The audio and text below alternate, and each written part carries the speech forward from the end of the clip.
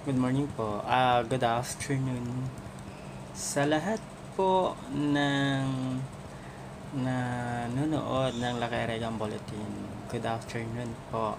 So, I'm still searching now the ratings of PBBM this 2024. Okay. So, base po sa lumabas sa aking laptop. Laptop, no? Okay. According po sa Copilot, ang sabi po, ayon sa pinakabagong survey ng Okta Research na isinagawa mula Hunyo 30 hanggang Hulyo 5, 2024, tumaas ang approval ratings ni Pangulong Ferdinand Marcos Jr. So, basahin po natin ang detalye ng sinasabi po ng report. Sabi po, ang trust rating po ng mahal na Pangulong Ferdinand Marcos ay 71%. Kumbaga, tumaas ito ng 2 puntos mula sa 69% noong unang quarter ng 2024. Ang approval rating ni Pangulong Marcos Jr. ay tumaas 68% po, no, from 65% nung unang quarter. Ito po yung mga detalye ng ratings. No, sa trust rating, pinakamataas na nakuha niya ay ang Balance Luzon na meron pong 80%. Samantala po, pinakamababa sa Mindanao na meron po siyang 56%. Sa approval rating, pinakamataas pa rin sa Balance Luzon na meron pong 75%. Ang pinakamababa ay ang Mindanao na meron po siyang 56%. Sa socio-economic class ratings, ang trust rating po ni President Bongbong Marcos Jr. sa Class A, B, C ay tumaas ng 11 puntos mula sa nakaraang survey. Sa Class A is 66%. Sa approval rating po, no, sa Class A, B, C, 70%. And Class E is 64%. Ang pagtaas ng ratings ni Pangulong Marcos Jr. ay nagpapakita lamang na ang positibong pananaw nating mga Pilipino na sa kanyang pamumuno. Ibig sabihin, tayo po ay kumpiyansa sa kanyang magandang pamumuno.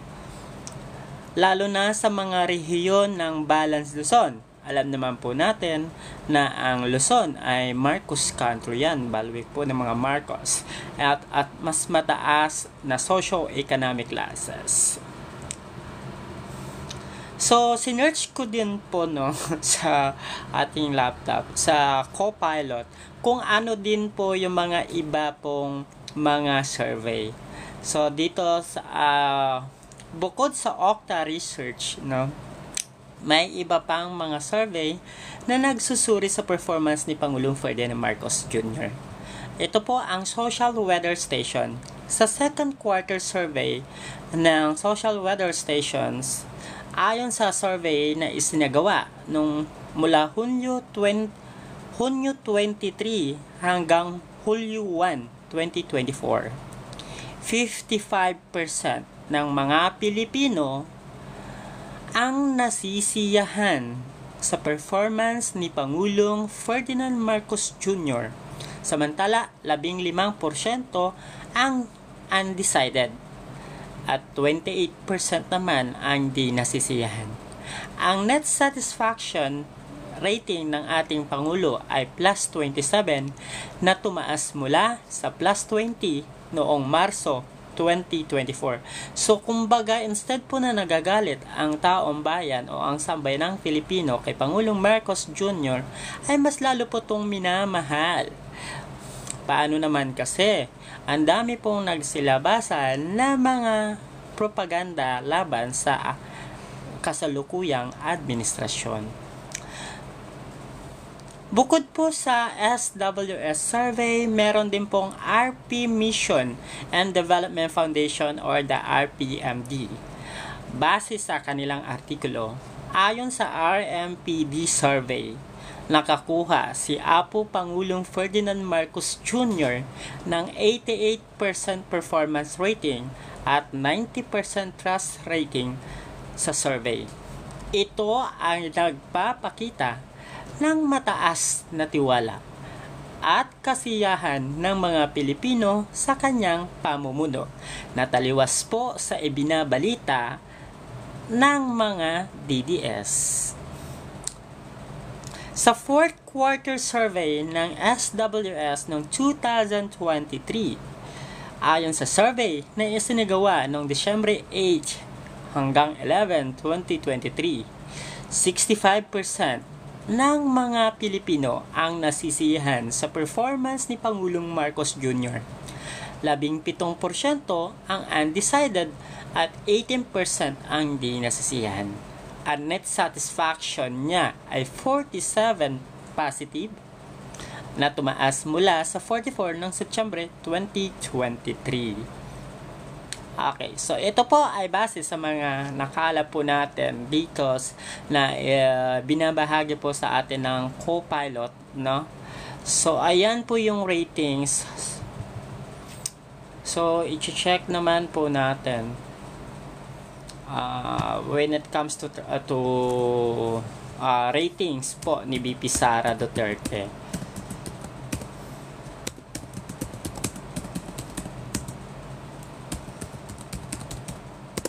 Okay, so the ratings of VP Sara Duterte according to Copilot is ayon sa pinakabagong survey ng Okta Research na sinagawa, ang bilis naman nitong computer.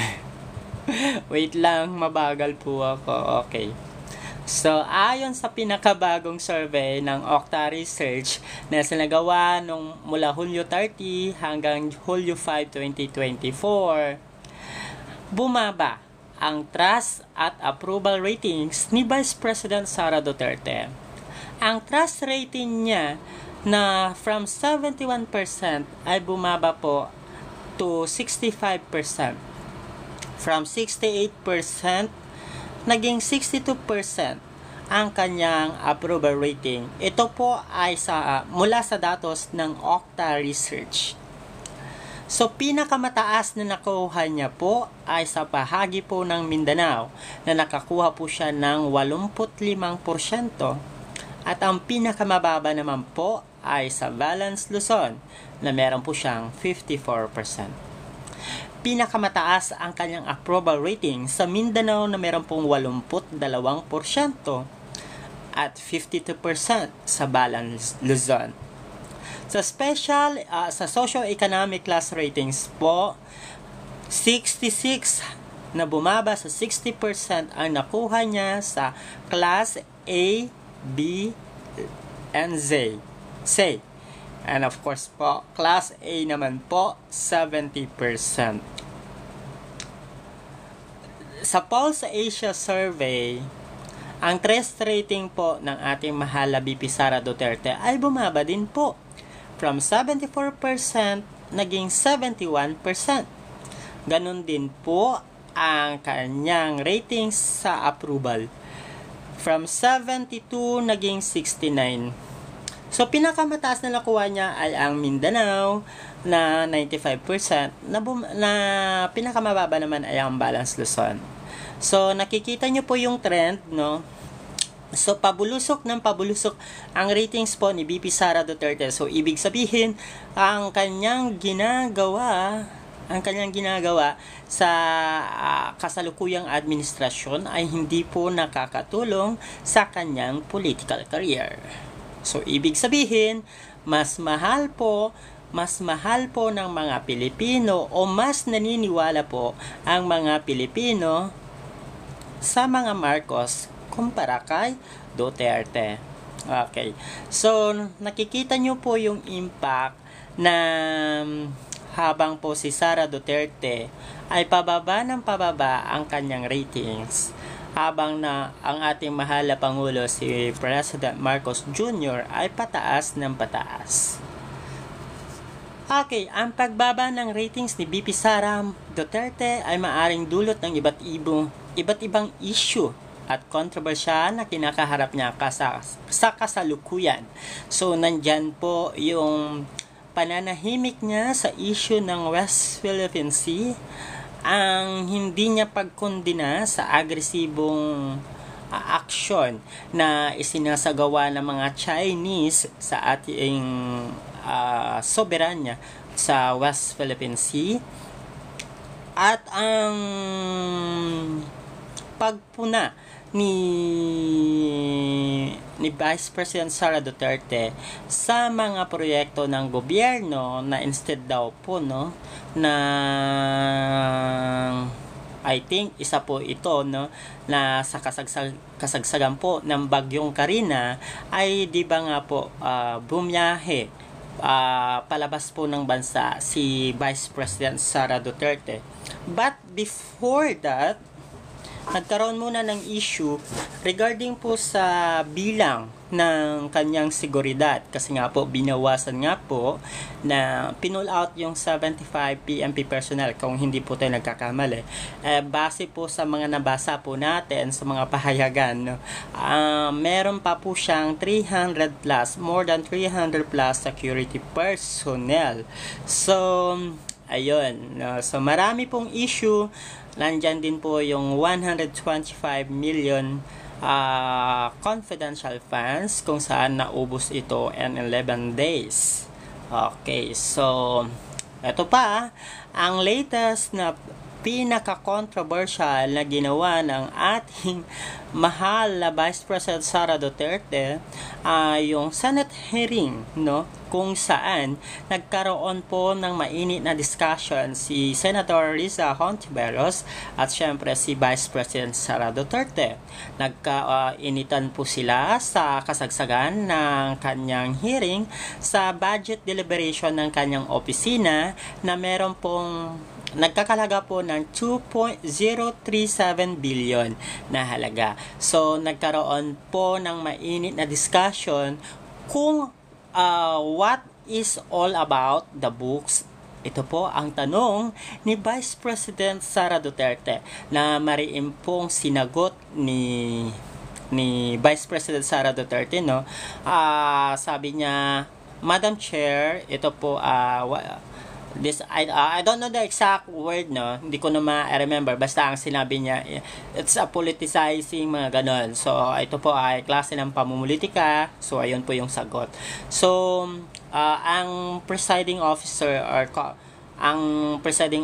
po doon sa nasabing budget deliberation ay si Senator Grace po, na ayun nga po, natawa nga din po ako kay Senator Grace po, kasi sinabi po din ni Senator Grace po na any of the secretary or undersecretary of the office of the Vice President that could tell us what is the book all about. Okay, so ayun, so di ba? So, nagkaroon din naman ng budget deliberation dito sa House of Representatives or the Lower Congress, kung saan nga po pinakita na naman ni Vice President Sara Duterte ang kanyang pagiging spoiled brat o ang pagiging bastos na wala po sa ayos. Okay, pwede ka naman pong sumagot in a nice way. Huwag naman pong bastos, magkakaparehas po tayo. Ito po, nandun ka po sa Congressional Committee, sa mga hearing, you should show respect also to your colleagues, kasi pare-parehas lang naman po kayo ng mga trabaho. You are a public service. Okay. So, what more yung mga kongresista, binabastos po niya, Binabastos po niya yung mga kongresista. What more po sa mga ordinaryong tao? So, ibig sabihin, what more pa kung wala kang kakayahan na sumagot? You don't have the rights to answer, di ba? So, naipapakita po nito ang kanyang kabastusan at kagaspangan ng kanyang pag-uugali. So, Tapos parang ano na, if you notice, kung notice nyo po na parang may nagtitrending o nagva-viral na parte ng kanyang sinagot, yung she minute like, what do you call it?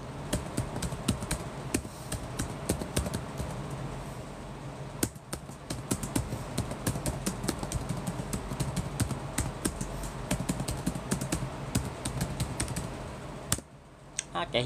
So, nag-ano po yung... Wait lang. I'm just searching for what...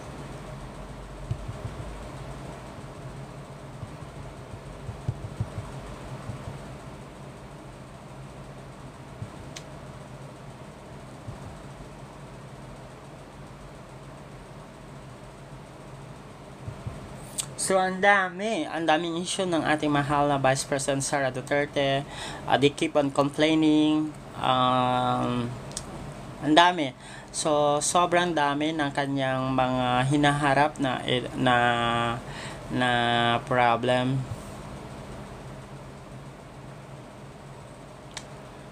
So, today is Friday.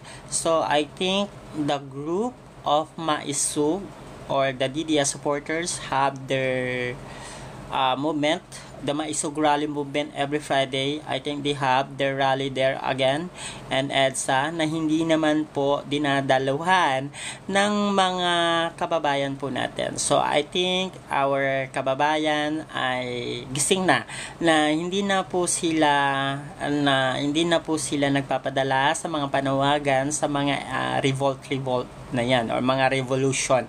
So I think the calls of the Maisug or the Duterte group, hindi po nagiging success o hindi nagiging matagumpay kasi nga po nakikita po ng sambayan ng Pilipino na ang ipapalit naman ay mas lalo namang masasadlak sa kahirapan ang ating bansa. And I think the big question there is, are you a pro-Filipino or are you a pro-China?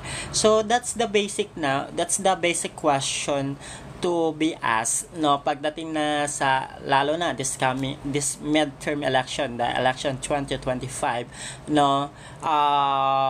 yun yung yun yung quote-unquote, yun yung magsasabi na are you a pro-Filipino or are you a pro-Philippines? So I think kahit magkakaiba naman tayo siguro ng political affiliation, we should love our country, mga political views po natin. So pero dapat sana we are in one, or we are in a solid po tayo dapat sa pagsuporta sa claims po natin sa West Philippine Sea. So it was awarded in 2016 by the Arbitronal na sa atin po yung exclusive economic zone na pinag-aagawan nga po ng bansang Pilipinas at ng bansang China. So as we have a political affiliations, we have different political views, we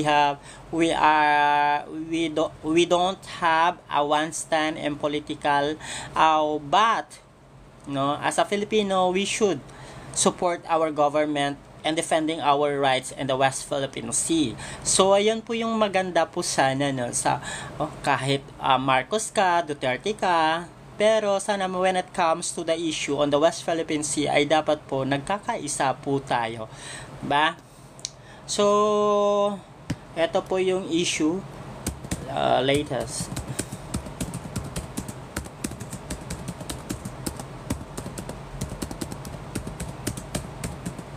So, okay. So, we are searching for more the latest issue on the West Philippine Sea.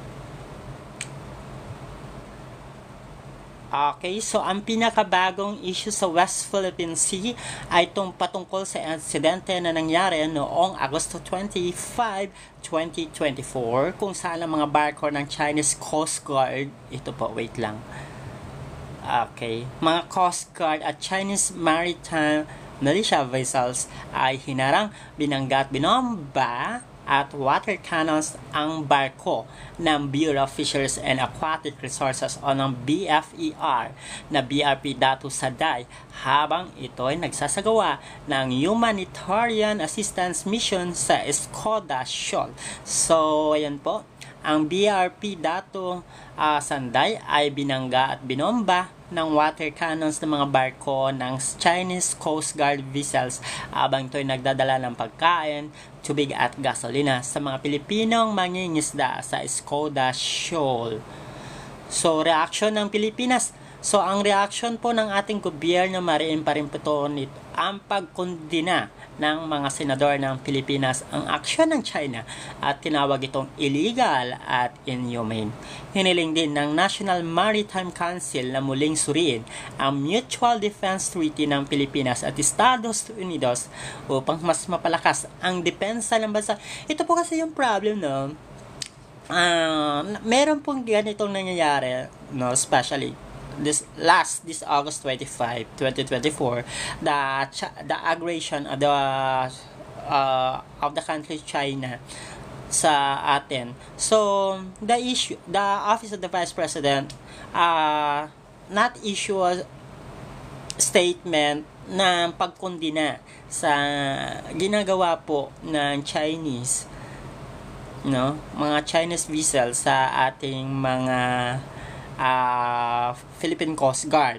So, wherein sa kabilang dako po ay mabilis po na nagbibigay ng statement si Vice President Sara Duterte tungkol po kay Pastor Apollo Kibuloy. Parang, di ba, there's a big question, why and why, bakit and bakit, apay in Ilocano, nga pagdating po sa China ay tahimik po si Vice President Sara Duterte. Pero pagdating po kay Pastor Apollo Kibuloy ay vocal na vocal po siya ng pagsuporta. Okay? I think gusto natin marinig na ang isang vice presidente po natin ay in support with the government, no? Especially that si Pastor Apollo Kibuloy ay may kinakaharap na mga kaso na dapat po niyang harapin kung siya nga po ay inosente, di ba? Kung matatandaan niyo po, may nag-viral din po na video kung saan nga po ni-real talk ni formerly Vice President Noli de Castro ang abogado ni Pastor Apollo Kibuloy na sabi kung talaga naman pong wala po kasalanan si Pastor Apollo Kibuloy, bakit hindi po siya lumalabas? Kayo po, attorney po kayo, pinagtatanggol niyo pa yung mga ganitong mga tao. So, na-real talk po nga po yon.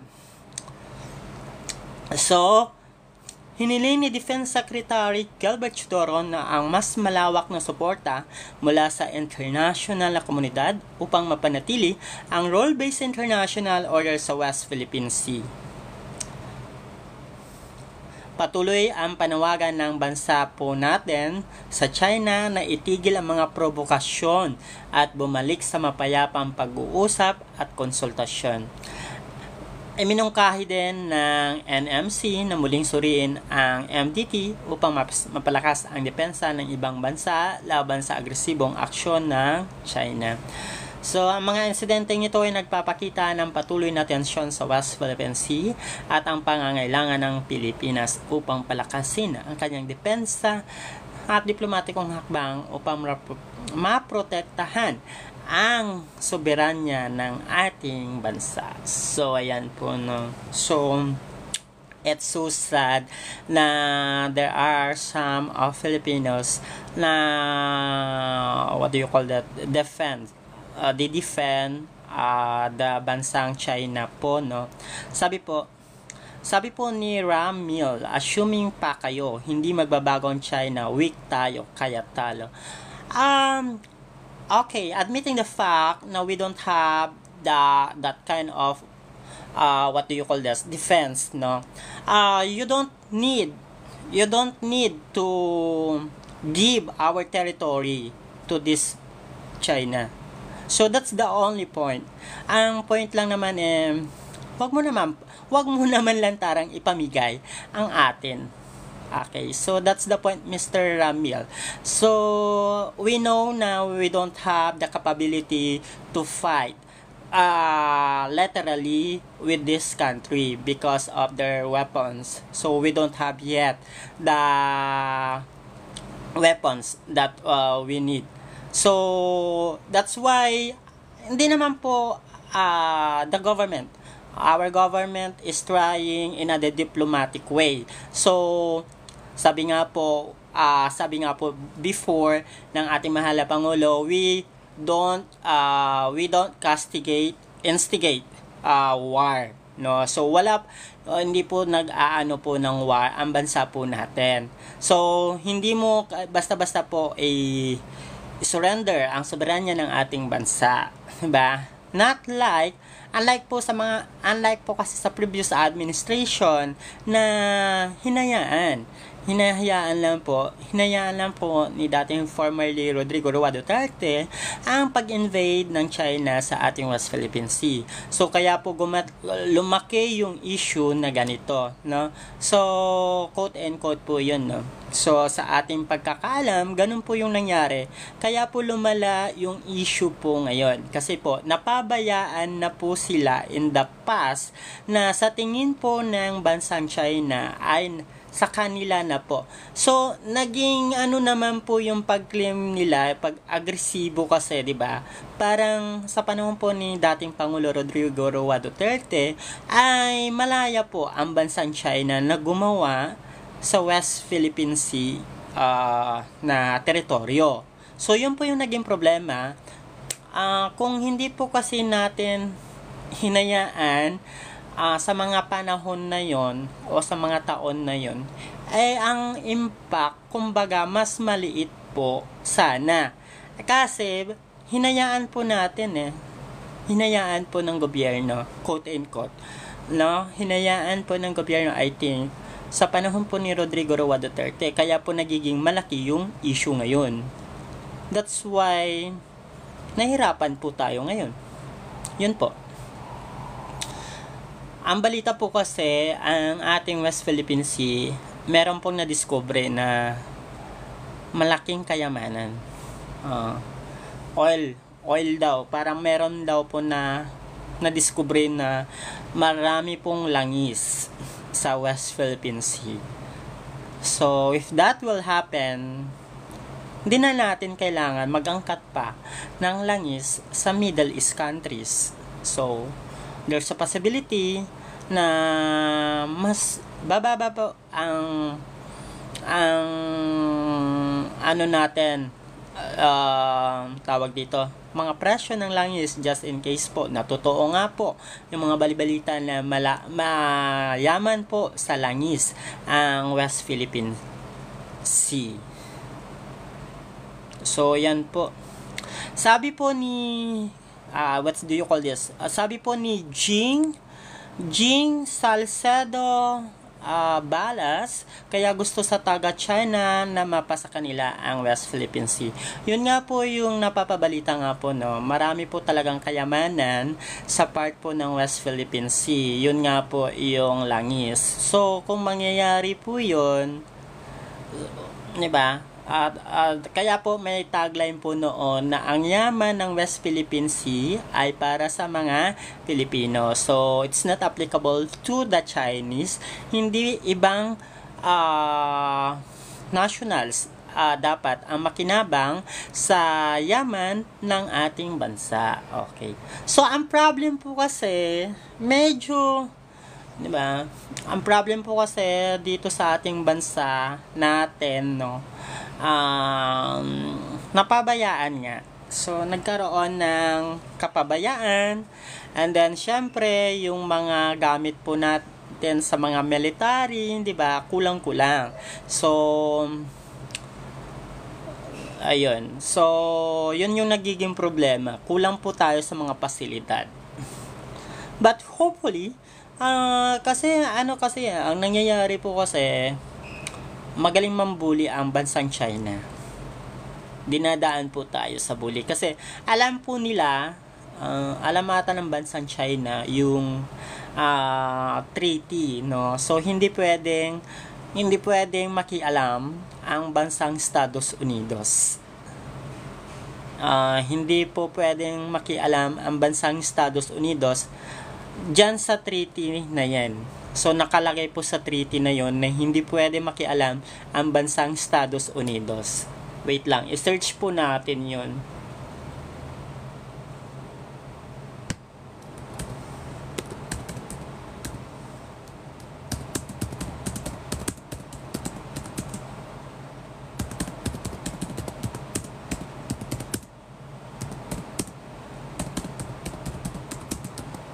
Ay, what happened? Ba't napunta doon? Oh, why? It's not. Hindi ako mag-preprint. Cancel.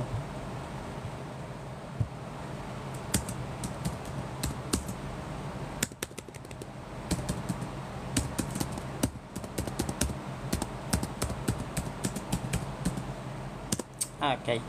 So, sabi po dito sa ating laptop. Wait lang. Ito yung Mutual Defense Treaty. Sabi po, wait lang, masyadong mabilis ang ating laptop. Okay. Ang Mutual Defense Treaty or MDT ng Pilipinas at Estados Unidos na nilagdaan noong 1951 ay naglalayong magtulungan ang dalawang bansa sa harap ng mga banta sa seguridad. So Article 4 nakasad dito ang isang armadong pag-atake sa alinman sa dalawang bansa sa Pacific area ay ituturing na banta sa kapayapaan at kaligtasan ng bawat isa at magreresulta sa pagkilos ng dalawang bansa upang labanan ang agresyon. Sa Article 5, nilinaw na ang mga probisyon ng MDT ay sumasaklaw sa mga armadong pag-atake sa limang bahagi ng teritoryo ng Pilipinas o Estados Unidos, pati na rin sa kanilang mga armadong puwersa pampublikong barko o eroplano sa Pacific. May mga limitasyon ang MDT, ito po yung sinasabi ko nga po, no, na hindi po pwede makialam ang bansang Estados Unidos dito po sa disputed waters. May mga limitasyon ang MDT, lalo na sa mga disputed waters tulad ng West Philippine Sea. Ang mga insidente sa mga lugar na ito ay hindi automatikong matrigger ang MDT maliban kung malinaw na may armadong pag-atake. So, ayun, no? Kung may armadong pag-atake sa West Philippine Sea, saka lang makikialam ang Estados Unidos. Okay? So, gets nyo po. So, hindi basta-basta makikialam ang Estados Unidos sa issue ng West Philippine Sea. Unless na meron pong pag-atake na armadong pag-atake. So, that's the time lang po na makikialam ang Estados Unidos. So, ang mga aksyon laban sa civilian vessels tulad ng mga insidente sa pagitan ng Chinese Coast Guard at mga barko ng Pilipinas ay hindi agad nasaklaw ng MDT. So, ayun po, no. May panawagan muli sa National Maritime Council at iba pang opisyal na muling suriin ang MDT upang mas maging angkop sa kasalukuyang strategic landscape at mga banta lalo na mula sa China. Ang EDCA or ang Enhanced Defense Cooperation Agreement ay nagbibigay daan sa pag-access ng mga trupang Amerikano sa mga piling base militar sa bansa para sa joint training or technical support. Ngunit hindi ito nangangahulugang magdadagdag ng bagong mga base. So, yan po, no? So, napakinggan naman po ninyo na hindi basta-basta po makikialam ang bansang Estados Unidos sa issue ng West Philippine Sea, maliban na lamang po kung meron pong armadong pag-atake ang bansang China. That's the time lang po na pwede makialam ang bansang US sa issue. Okay. So, sa mga nagsasabi po dyan na bakit ganito, sa ganito, na ang bansang US, na yan. So, yun po. Yun po yung kasagutan doon na hindi po pwede makialam ang bansang US po sa issue na yan unless po meron pong armadong pag-atake ang bansang China sa ating bansa. Okay. So, yan. Okay, so ano na nga po balita sa deliberation ng budget ng mahal na VP Sara Duterte?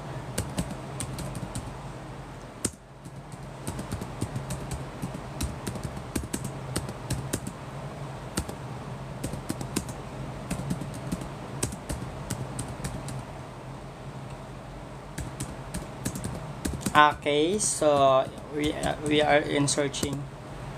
Okay, sabi po dito,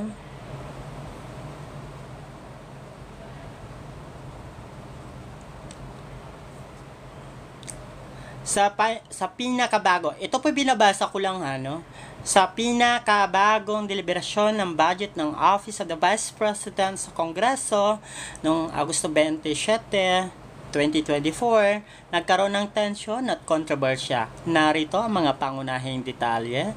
Pag-iwas sa pagtatanong. So, si Vice President Sara Duterte ay tumangging sagutin ng mga tanong ng mga mambabatas tungkol sa paggamit niya ng confidential funds noong 2022.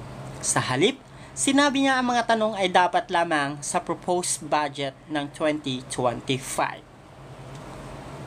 Dahil sa kanyang pagtanggi na sagutin ng mga tanong, ipinagpaliban ng House Committee on Appropriations ang deliberasyon ng proposed 2025 budget ng opisina ni Vice President Sara Duterte sa taong 2025 o ang fiscal year 2025. Ang deliberasyon ay muling itinakda sa September 10, 2024. So, kung matatandaan po natin, si Vice President Sara Duterte po ang humiling na schedule yung kanyang kumbaga sa thesis, ikaw po, yun, i-defend mo yung thesis, parang ganun. So, ito po, si Vice President Sara Duterte, siya po yung humiling na i-reschedule yung kanyang budget deliberation sa August 27. So, ito nga po, so muli na naman po itinakda sa September 10. So, September 10. So, mark your calendar. I-check nyo po yon. September 10 po ang muling deliberasyon ng kanyang budget. So, nagkaroon ng mainit na palitan ng salita sina Vice President Sara Duterte at ilang mambabatas. Andyan na po si Minority Leader Franz Castro. Tinawag ni Castro ang reaksyon ni Duterte na parang pusit. Squirting ink kapag naiipit. So, okay. Ngayon po, kung nanood po kayo ng Congress ng hearing po. O yan. Sa mga interpolation po nila, that was last August 27. Kaya pala ang dami pong mga lumabas na mga memes, mga animation na mga pusit. Okay, so kaya pala. Okay. So, ang paggamit ng 125 million confidential funds noong 2022 ay naging sentro ng kontrobersya. Ayon sa Commission on Audit, may mga irregularidad sa pag-disburse ng 73 million mula sa pondo. Okay. Sinabi ni VP Duterte na hindi na niya ipagtatanggol ang Office of the Vice President OBP budget sa question and answer format. Iiwan na laman ito sa desisyon ng Kongreso. 'Di ba? Ayaw po ni Vice President Sara Duterte ang natatanong. Ang problem po kasi po, kaya po nagkakaroon po ng ganyan dahil po sa check balance system na ginagawa po ng Kongreso. Ito po ay pera po natin, mga Pilipino. Pera po natin na magbabayad ng mga tax.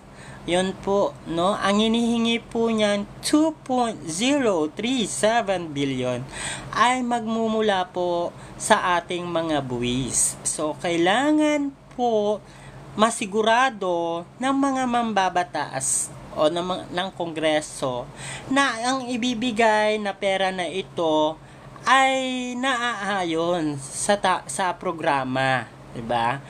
Kung ito ba ay okay, 'di ba, o hindi. Madali lang naman yung tanong kung gusto mo. Kaso, ayaw nga po ni Vice President Sara Duterte ang sumagot. So, ipinahayag ng ilang mambabatas ang kanilang pagkadismaya sa naging takbo ng deliberasyon. Sinabi ni House Assistant Majority Leader Ja Alonto Adjong na magiging mahirap para sa kanya na ipagtanggol ang budget ng OBP kung magpapatuloy ang ganitong sitwasyon. Ang insidenteng ito ay nagdulot ng negatibong reaksyon mula sa publiko at nagpalala sa mga issue na kinakaharap ni Vice President Sara Duterte. So, ang mga pangyayaring ito ay nagpapakita ng mga hamon na kinakaharap ni Vice President Sara Duterte sa kasalukuyan. Okay. Ayan nga po, no?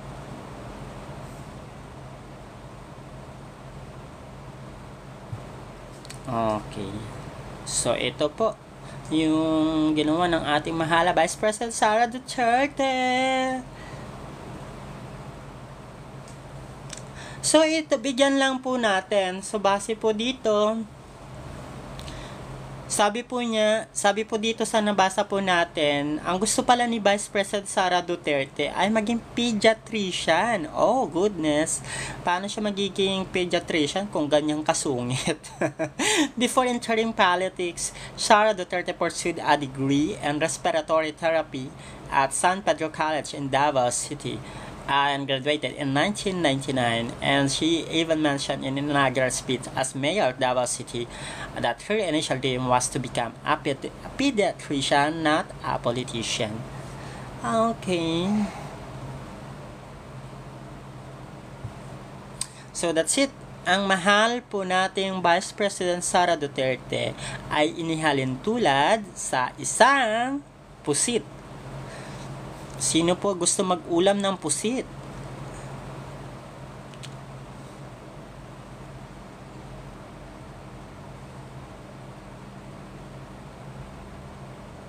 So, bago po natin ito po yung mga ibang facts po regarding kay Vice President Sara Duterte. Isa siya sa pinakabata naging vice-presidente ng ating bansa. Si BP Sara, kilala si BP Sara sa kanyang hilig sa mga motorsiklo, kabilang ang isang tattoo ng agila sa kanyang likod na sumisimbolo sa kanyang likas at determinasyon. Pero totoo nga ba na siya ba ay isang agila? Kilala siya sa palayaw na Inday Sara, isang palayaw na karaniwang ginagamit sa Visayas at Mindanao para sa mga babae. Kilala din si BP Sara na mahilig sa basketball. Char lang po yun. Joke lang po yun, guys. Okay, mga controversial na hinarap po ni Sara Duterte.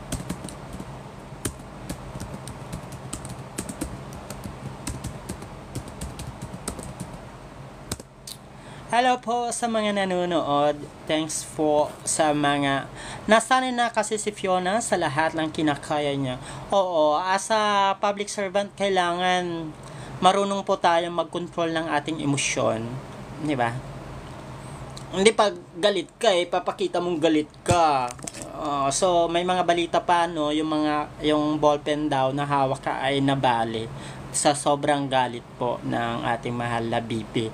So I think yun po yung importante as a public service. Kahit galit ka man na, kailangan mong umiti. Kailangan mong ipakita na kalmado ka pa rin sa lahat ng oras. Kailangan mo maipakita ang pagiging diplomatic. So, hindi mo kailangan ipakita ang iyong kabastusan. Hindi mo kailangan ipakita na ikaw ay bastos. Diba? You're a public service. Kailangan pakita mo pa rin. Kahit nabibisit ka na, nababanas ka na, you should lead as a good example to the community. Ay, oo nga po, no. So, medyo, ano po siya, yun nga po, spoiled brat, quote and quote po. Okay. So, ganun nga po yung nangyayari. So, dito po, sa mga hearing na nangyayari, na ipapakita niya yung kanyang kagaspangan. For me, ha, kasi sa akin naman, kasi hindi ako war freak na tao. So, kaya ayoko ng mga ganyan yung mga nagmumura. Ayoko ng mga taong nagmumura. Ayoko yung mga ganun. Kasi, hindi ako nasanay. Hindi ako nasanay na sa ganung kinalakihan. Okay, siguro depende siguro. Sa akin kasi basta ayoko po ng ganun. Ayoko ng mga ganung style, ayoko ng bastusan, no? So, 'yun.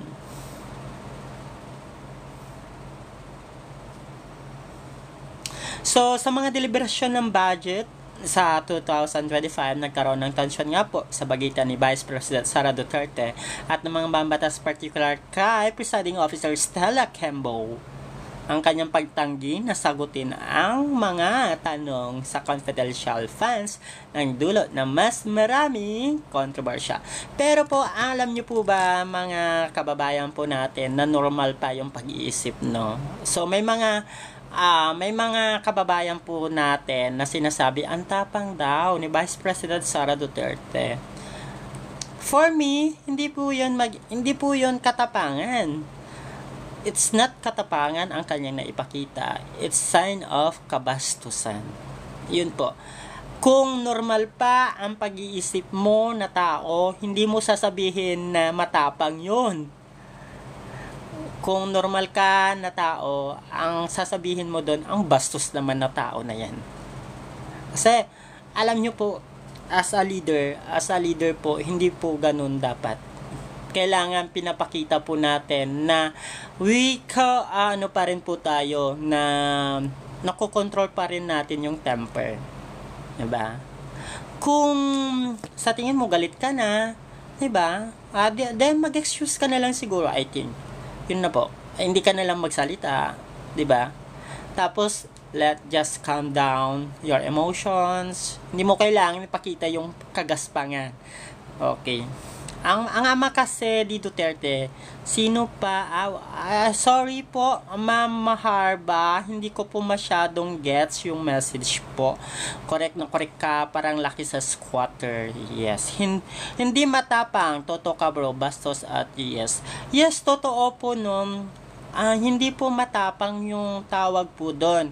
Para sa normal at matino pa yung pag-iisip na tao. Gaya po natin, siguro.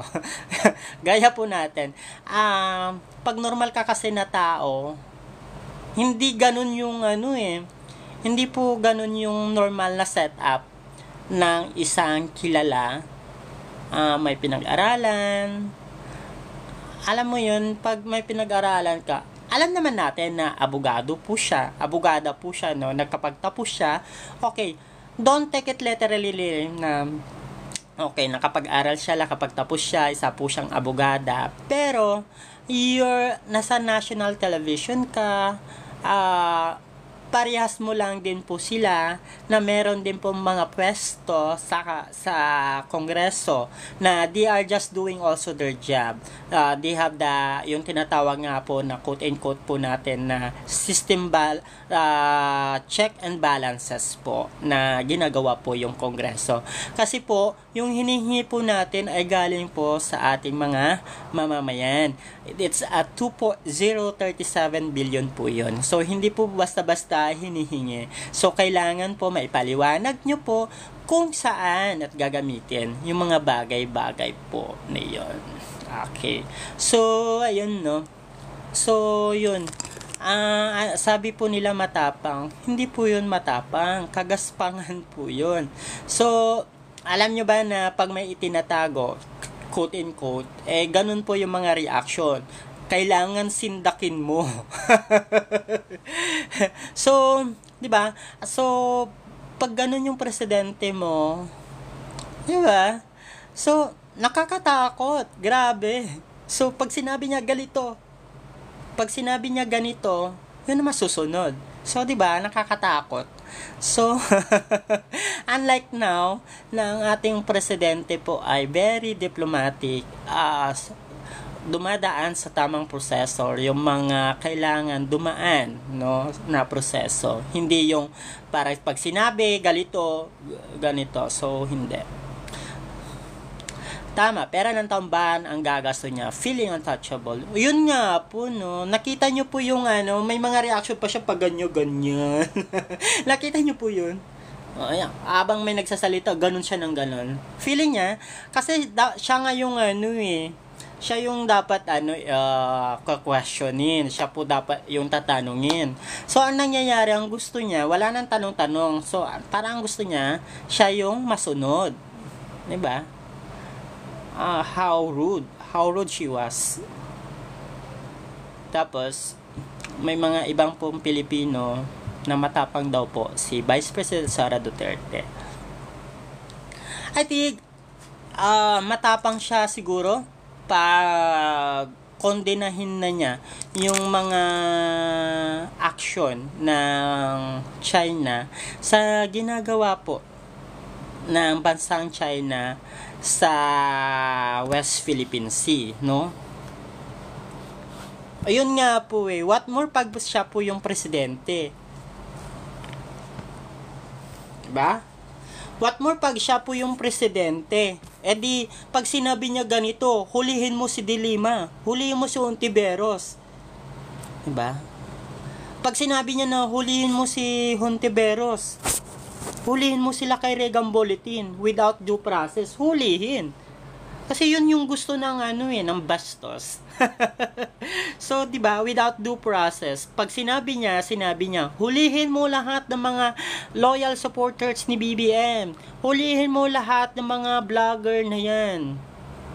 No, without due process, ikaw makukulong. Pero po sa administrasyon ng ating mahal na Pangulo, dumadaan po sa tamang proseso. So, wala pong nilalabag ang ating administrasyon ngayon. So, you are given the chance to fight. You are given the chance to defend yourself in a court. Pero ang nangyayari po nga, ang nangyayari po kasi ngayon lalo po kay Pastor Apollo Kibuloy, ginagawa po nila na ito na yung maging issue, no, na nagkakaroon ng human rights, tawag dito, paglabag sa human rights. So parang ito yung ginagamit nilang shield na issue yung kay Pastor Apollo Kibuloy. So, di ba? Kung wala naman po talaga kasalanan si Pastor Apollo Kibuloy, and then sila sabi po nila, tabala daw pala Baby Ebresela, diba? Why just call out? Bakit hindi po natin i-call out? Lumabas na lang si Pastor Apollo Kibuloy kung gusto nyo lang kapayapaan, diba? Kasi kung talaga labab po,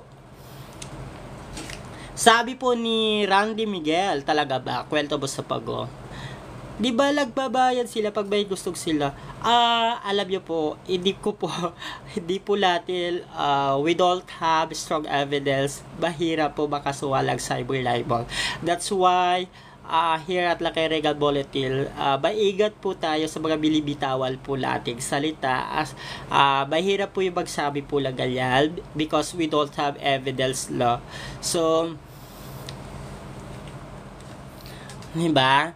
Ayun nga po yung ayun nga po yung problem po, no. Ang nangyayari po talaga, alam nyo po, ganun din po yung naisip po natin. Kaya marami po agad nilang sasalita kasi takot po sila sa Duterte family. Diba? So, yun po. Mahirap po kasi, sir, na magsabi. So, we don't want to engage in a libelous. Mahirap po makasuhan, lalo't ordinaryong Pilipino lang po tayo, hindi labal po tayo mayaman, likely Pastor Apollo Kibuloy na pwede makapagtago. So, hindi po natin yan. Yun nga po, 'di ba? So, hindi lahat ba itilihal po talaga yung kanilang palawagal. They are given the chance labal po to fight, to defend themselves in a court.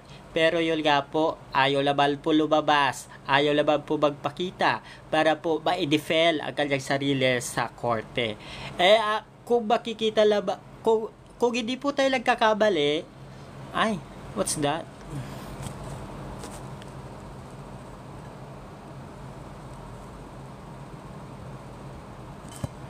Ayan. Ay, bakit po ganun?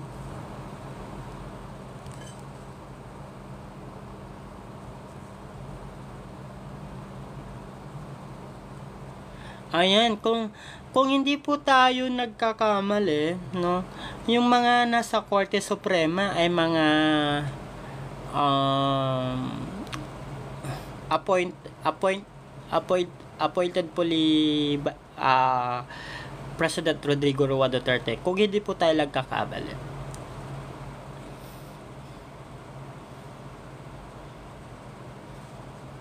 Yun nga po, so may mga game plan po sila para po sabihin, inaano po giligipit nila si Vice President Sara Duterte. So di po natin alam yung game plan po nila. So mahirap po yung mga mga galito po gayon. Mailit po yung politics, 'di ba? So alam niyo laban ordinaryo Pilipino lang po tayo. So, limited lang po yung pwede po natin sabihin. We don't have money, we don't have enough money. 'Di ba? Mahirap po makasuhan. Yes po. Ordinaryo lang po tayong Pilipino. So, ayun. Sana sa 2028 yung mga sumusuporta sa kanila ay mabago po ang kanilang pag-iisip. It's already 15 minutes before 4. Kailangan ko na po magpaalam kasi kailangan ko na pong ayusin ang aking gamit. Ako'y uuwi na, mag-out na din po sa work. Thank you po sa mga nanood. Sa mga hindi pa po nakasubscribe sa aming YouTube channel po, Lakay Regang Bulletin or Lakay Bulletin po. Ganon din po ang aming Facebook page, Lakay Regang Bulletin. Thanks to all po, no? So may maharba para makakuha ng sympathy. Yes po, pwede pong ganon yung mga game plan po nila. Thanks again po sa mga nanood po. Bye-bye po.